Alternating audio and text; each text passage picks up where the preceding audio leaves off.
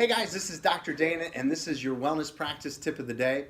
And one of the things I want to talk about today is something that I feel a lot of chiropractors either gloss over or they ignore totally, and that's the past medical history review. And in my office, I look at my consult as a three-part consult. Number one, we're going over the chief complaint, why the patient came into the practice, their hot button, so to say. We have 12 questions that run from, why are you here, to how often are you getting it, what's the intensity, what have you tried for the problem, how is it affecting the quality of your life, tell me about your traumas.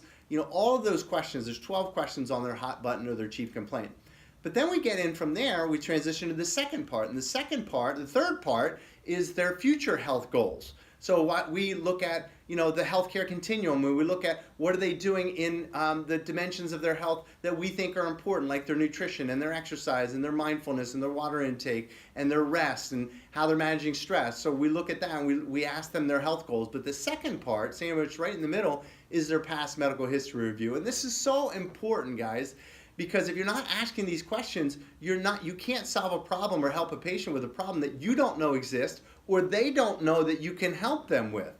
So let's say that I have a patient who has lower back pain, and this patient is taking thyroid medication and she's also taking blood pressure medication. So I've seen that on their history form before I've gone on with the new patient. I've seen they're taking, let's say, Synthroid, and they're taking lisinopril for their blood pressure. And I've also looked at their MSQ form, which is the medical symptom questionnaire that shows they have high blood pressure and they have thyroid issues.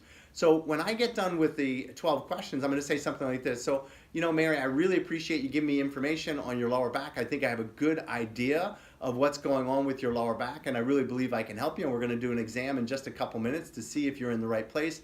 But I'd like to just switch gears for a second, and I'd like to, with your permission, I'd like to do a past medical history review. Is that okay?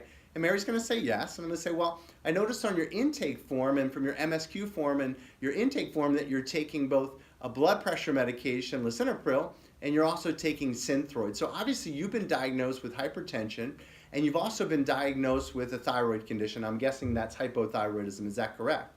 And Mary's going to say yes. I say, okay, well, let's take your blood pressure, your hypertension. So you've been diagnosed with hypertension. Who put you on the blood pressure medication? Was that your family doctor? And she would probably say yes or no, my cardiologist put me on it 3 years ago. So I would say something like, okay, your cardiologist put you on this medication 3 years ago.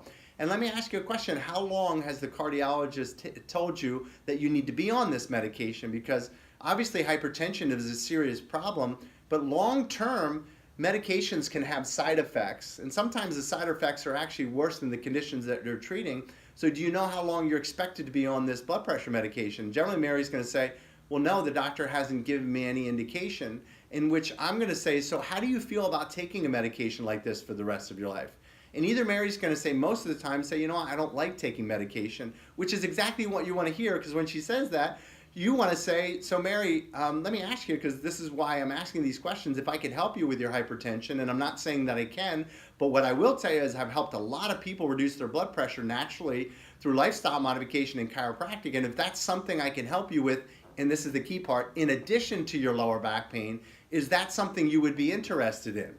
And Mary's going to say, absolutely. So now you have two goals to focus on. You have their lower back pain goal, but you also have their hypertension. And there's no reason that you can't do that also with the thyroid issue as well. So think about it. Are you doing those questions? Mary, let me ask you about your past medical history. I see you're taking XYZ. How long have you been taking it? Who diagnosed you with this condition? Okay, how do you feel about taking a medication for X number of years and the potential side effects that go along with that? And then finally, if I could help you, and I don't know if I can, more in a natural way with XYZ condition, is that something that you would be interested in? So guys, make sure you're doing a proper past medical history review. There's so much that we can help patients with through chiropractic and functional wellness if we're just asking the right questions and getting them off these damn medications and getting them onto functional wellness approach to their health and their healing. So this is Dr. Dane with your wellness practice tip of the day. And always remember that wellness, it's an inside job.